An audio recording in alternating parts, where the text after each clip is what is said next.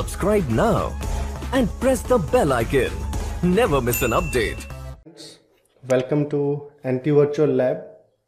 So in this video we will discuss how can we upgrade a vCenter 6.7 into the vCenter 7.0. So this is a complete setup guide. So we will complete these upgradations in the following activities. So first of all, we will take the backup of our vCenter server and we will create a snapshot of our virtual machines that are running on our ESXi host. So I have already created a backup and a snapshot. Let me show you. So here is my vCenter machine and let me show the snapshot of this machine. So here's my snapshot and let me show the backup. So I have already created a backup of this machine.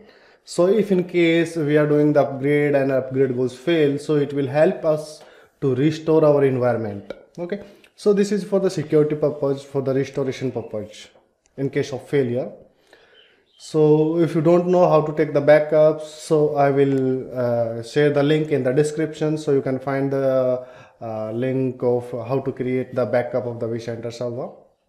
Now first of all, what we do, we change our virtual machine name, vCenter virtual machine name. So here's our vCenter virtual machine. So the name of this vCenter virtual machine is vCenter server. So I'm going to rename this machine. So let me rename this one. I am just adding here old. Okay. Now we will attach the vCenter 7.0 ISO image with our management machine. So I'm going to do these upgradations using my Active Directory domain controller. You can use any machines that are connected with management network. Okay, so I have already attached the vCenter 7.0 ISO. Let's go to the ISO file. So here's our ISO file. We will go to this UI installer and I will select Win32 and here we will run the installer. So here is the installer.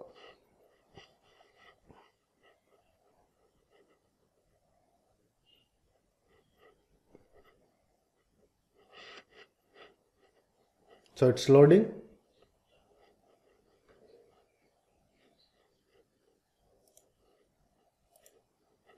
Now here's 4 options for install, for upgrade, migration and restore. So we will select the upgrade because we are going to upgrade our vCenter server from 6.7 to 7.0 and this is a 7.0 installer. Okay, now this upgradation done in 2 stages. In first stage it will deploy a new vCenter appliance and in the second stage it will store all the data files and the inventory objects. So it will complete in 2 stages. So let's go with deploy a vCenter server. So we will select next, accept the license terms. Now we will provide our vCenter appliance details. So here I will provide my vCenter server FQDN.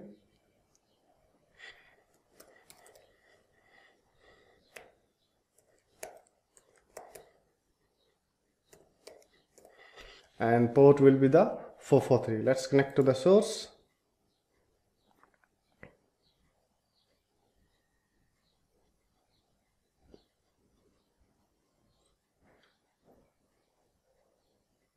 Okay, so it's connected. So this is our source vCenter server appliance. Here we need to fill the SSO password and the root password of the old vCenter appliance.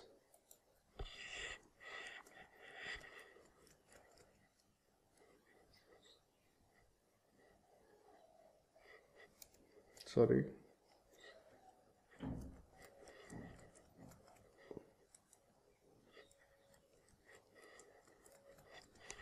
Okay. Now the ESXi host or vCenter server that manage the source uplines. So here we need to provide our ESXi host or the vCenter server IP address or FQDN. So I'm going to use my ESXi host FQDN on which I put this vCenter server. So it's ESXi01 dot the port number, then username is root and the password.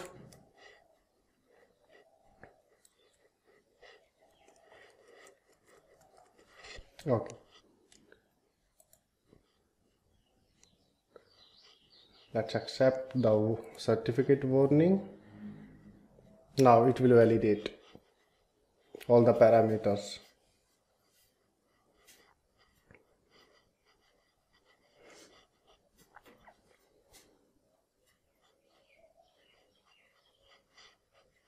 Done. Then on which ESXi host you want to deploy this vCenter server?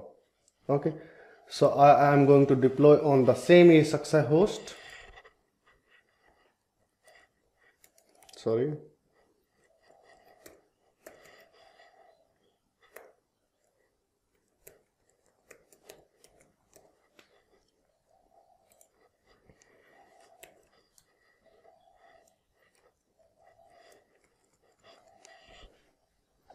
So here you need to provide your vCenter detail or the ESXi host on which you want to deploy the new vCenter server, that upgraded vCenter server.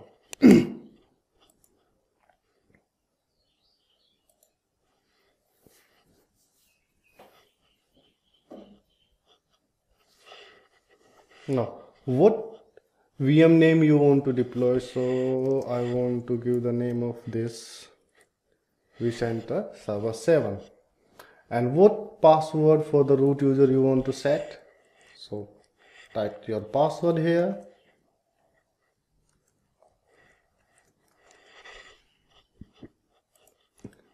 Next. You can keep the same password or you can choose a new password. Then here you need to select the deployment size, your environment size according to your requirement. So I'm just going to select this tiny. Then here's your data stores, on which data store you want to store this vCenter appliance data. So I'm going to choose this one and I'm selecting the thin disk provisioning. Then here you need to provide the IP address. So here you need to provide a temporary IP address. Okay, so you can provide any temporary IP address. So I'm just typing a temporary IP here. Subnet mask. Sorry.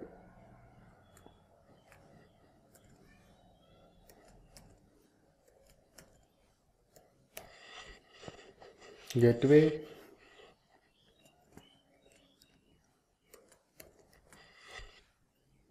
DNS server.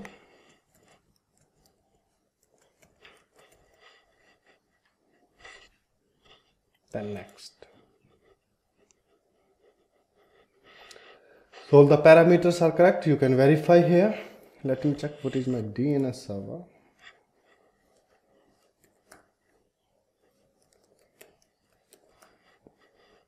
Okay, it's correct. It's 200. Okay, let's finish this one.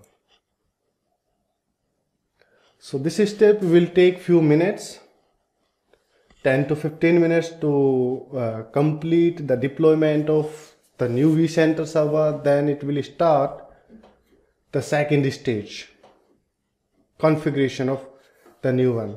Okay, so we will wait to complete this one. So I am pausing this video. Whenever this one complete, I will resume the video.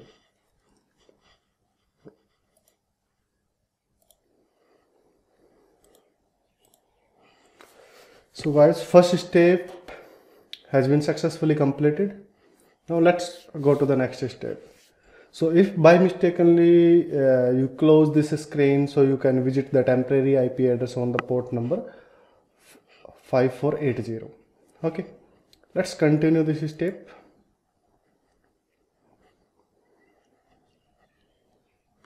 Now it will retrieve all the configurations and inventory data from the source vCenter server and put that data to our new vCenter server.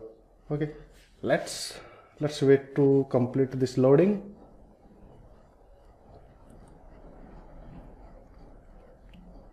Okay, so first step completed. Now it's on the second step, upgrade the source vCenter. Next,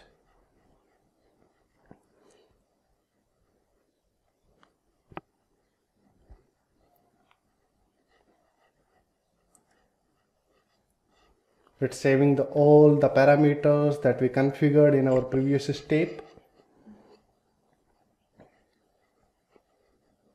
Now it's checking. Pre-upgrade check is in process.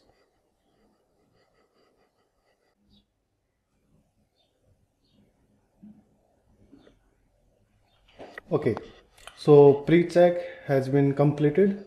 So there is three options. So first options in which it will copy the configuration and inventory data, and it's about the 1.85 GB. The second option about the configurations, inventory, task and events. Okay, and third options, configuration, inventory, task, events and performance chapter, performance metrics. So basically here's the options, like which kind of the data you want to copy from the old vCenter server to the new vCenter server. So I just want to copy the configuration and inventory data. Okay, so it will take about the 33 minutes. Okay, let's complete this one. Next.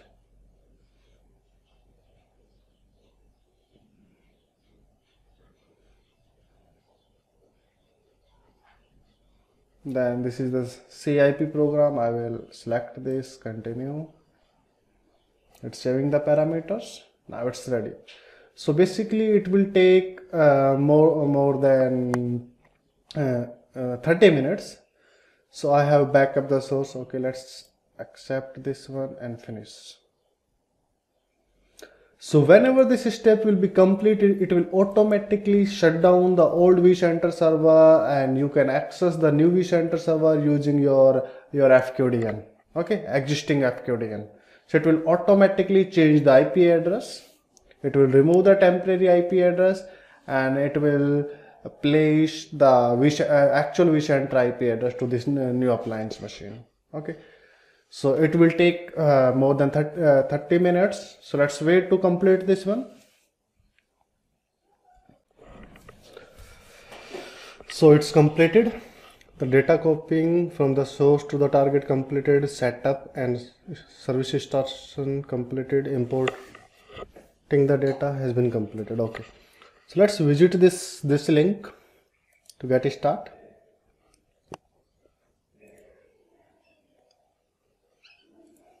Okay, let me use some other browser.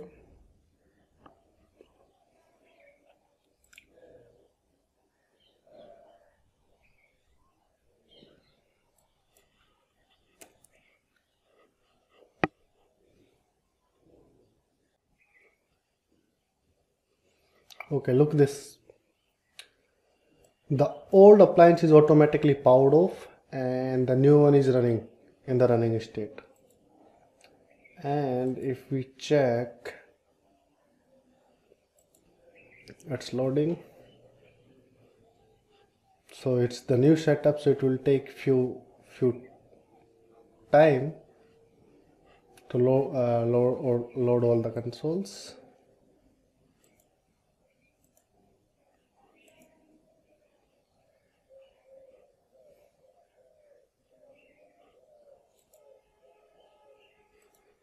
Let's log into the appliance.